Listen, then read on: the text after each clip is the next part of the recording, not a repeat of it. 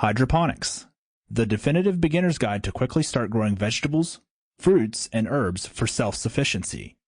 Gardening, organic gardening, homesteading, horticulture, aquaculture. Written by Michael Martinez, narrated by Austin Stoller. Chapter 1. Hydroponics, an overview. Hydroponics is a means of growing plants without soil. It makes use of nutrient-rich water or a nutrient solution as well as techniques that allow the plant to grow. You can also use sand or gravel with added nutrients. In this chapter, you're going to learn the history of the growing art that we call hydroponics. You will also learn about some of its practical uses throughout history. Why plants are grown in soil. Traditionally, soil is used to grow plants. It was thought that soil was necessary since plants started out in the earth, with nutrient-rich soils like strawberry plants that were first grown in the wild before being cultivated for gardens. At some point in history, it was discovered that the soil was not necessary for the growing process. Rather, the role of soil is to act as a reservoir to hold the nutrients that a plant needs in order to grow. A timeline of the development of the hydroponics system. It was 1627 when the idea of hydroponics was published in Silva Severum by Francis Bacon. While he would not be around to see it, he died the year before Silva Severum was published. Sir Francis Bacon had established the idea of water culture, which would be explored for centuries before arriving at the systems used today. John Woodward was the next man to study the growth of plants using water culture. He published a study of his experiments in 1699, for which he used spearmints. There would be a number of other studies done after this one until a list of non-essential nutrients for plant growth was completed in 1842. Finally, between the years of 1859 and 1875, the soilless cultivation technique that is known as hydroponics was developed. German botanists William Knopp and Julius von Sachs were credited with the modern design system for hydroponics. It would be 1929 before hydroponics would be considered for the production of agricultural crops.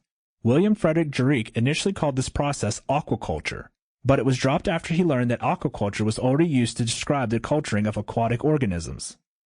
W. A. Setchell suggested the term hydroponics in 1937, and it stuck. Juriek was a student at the University of California at Berkeley and was originally denied the use of on-ground greenhouses for his study.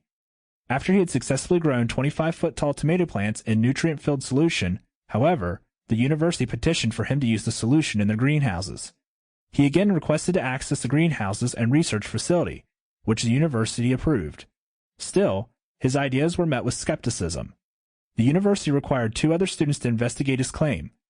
Daniel Arnon and Dennis Hoagland investigated Juriek's research and reported their findings in an agricultural bulletin in 1938, titled The Water Culture Method for Growing Plants Without Soil.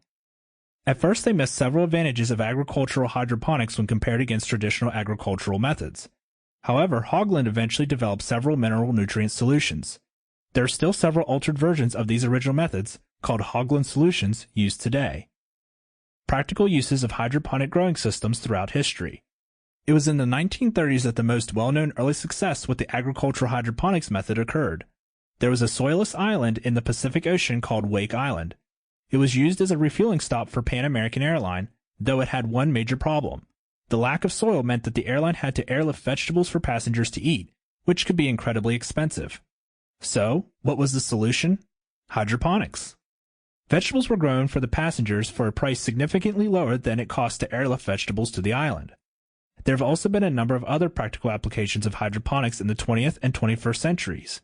These include Walt Disney World's Epcot Center has an area called the Land Pavilion, where a number of hydroponic techniques have been used to grow food since the early 1980s.